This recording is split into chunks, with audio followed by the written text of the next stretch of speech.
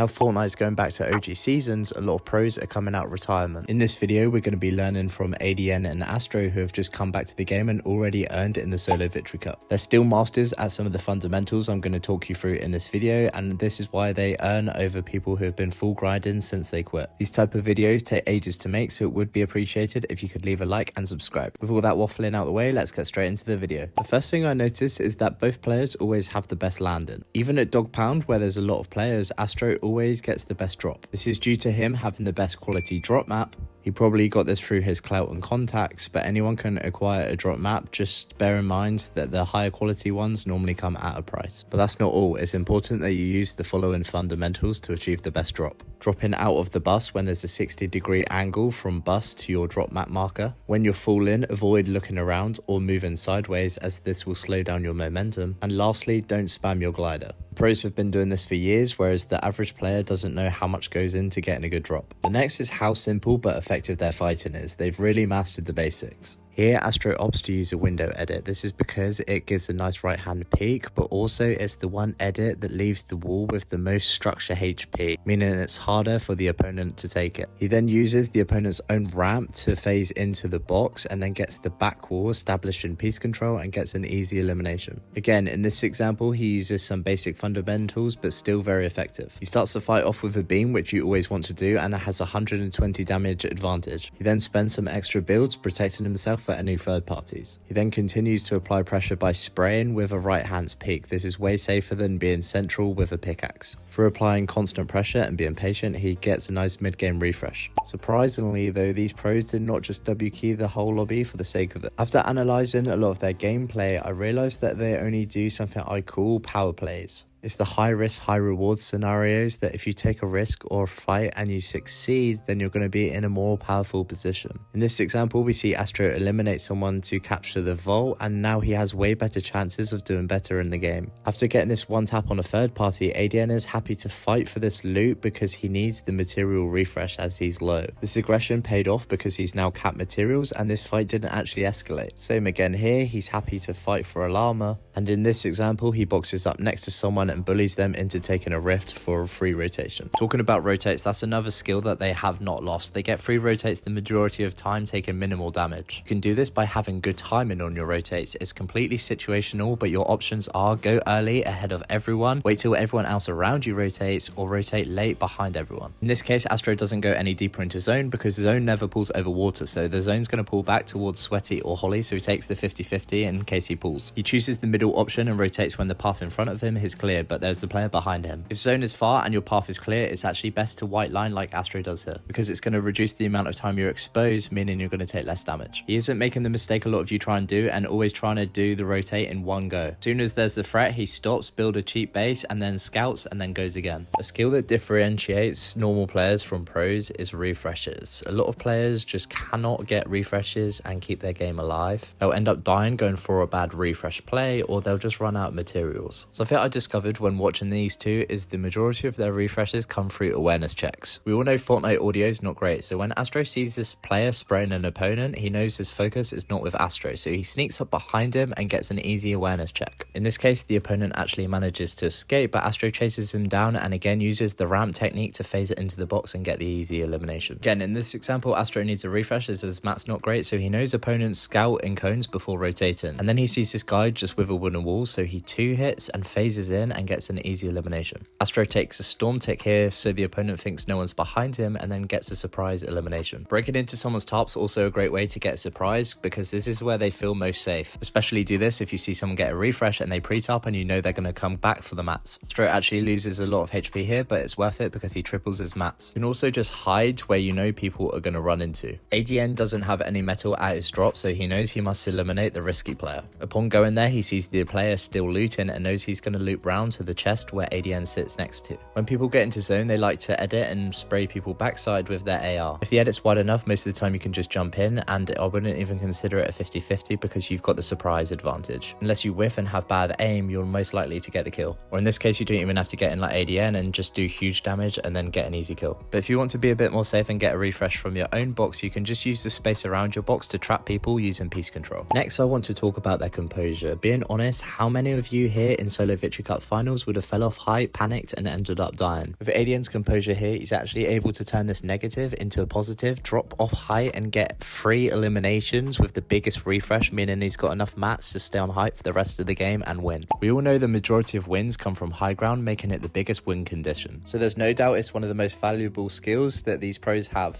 They make taking height look really easy through their timing and execution, and once they have it, it's almost impossible to take it off them. We actually see Astro do something really important here. There's no one above him on high ground, so he could easily take it, but he just hasn't got enough mats to go for it yet, and he knows this. But he knows if he was to get a refresh now, he would be able to maintain height for the rest of the game. He gets the god refresh and he's capped mats, but when he goes to go back up, someone's already now taken high ground. So he performs one of the most simple high ground retakes that you guys need to start implementing. First, he gets frontside, and on the rotate, he actually mirrors height, which makes it hard for them to beam him. Once he's frontside, he checks height one last time through his freshly made builds. There's no need to edit here, guys. Once he sees the opponent is super high and not very well connected, he shoots back in zone, which means the opponent cannot build nor shoot him back. The first attempt wasn't successful, but he does the exact same again, mirrors height and sneaks up on them, and then just simply chops when they're not very well connected. Here, ADN marks where he got his kill, so he knows where to go back to the medkits, which is important for getting the win, which we'll talk about in a minute. But the real reason I'm showing this clip is because ADN once again gets a really free height take by using 2 fundamentals. He stays on a high layer and he also scouts height. Now we've gone through a few ways that you can take height. Now let's talk about how you hold it, which can be just as hard. ADN plays this perfectly and he tarps from the side, which means no one can sneak up for him, and he's got a good angle to shoot down on everyone. When it comes to who you should spray, it's always going to be your biggest threat, which is usually second high or anyone looking up at you and maybe wanting to take it. Most stacked solo games like Victory Cup format always go to the heal off, so let's talk about how you win this. This is a new mechanic that these unretired pros would have had to learn, but they do it really well. Just as important as having the most heals is who exits the circle last, because if the heal off goes the distance, this will be the last person to get storm sickness, which insta wipes the lobby. The reason height always wins this is because you can stay in the circle for the longest because you've got no players or builds in your way, but also you can shoot down on everyone, pressuring them to heal off early. Here we see Astro do this really well, and the opponent actually goes in storm 10 seconds before Astro, which means he's going to get storm sickness way quicker, and even if he's got way more heals, he's going to die and Astro's going to win the game. But even if you do this, sometimes you legitimately do not have enough heals to win the heal off. This will be in circumstances where you don't even have enough heals to get to storm sickness. Astro's in this position here, but what he does to win this game is really clever. Instead of being aggressive early, he leaves it right till the last second where he knows the opponent's going to start to heal off, which means he's not going to be able to shoot or build and protect himself, meaning he can get an easier kill. Comment retired if you're still here, as I'd really like to say thanks to my loyal viewers. And if you found the video helpful, please like and subscribe, as it's the best free way to support the channel. And by turning on notifications, you'll be notified every time I post a video, so you won't miss any more tips like these. I'll hopefully catch you legends in the next video.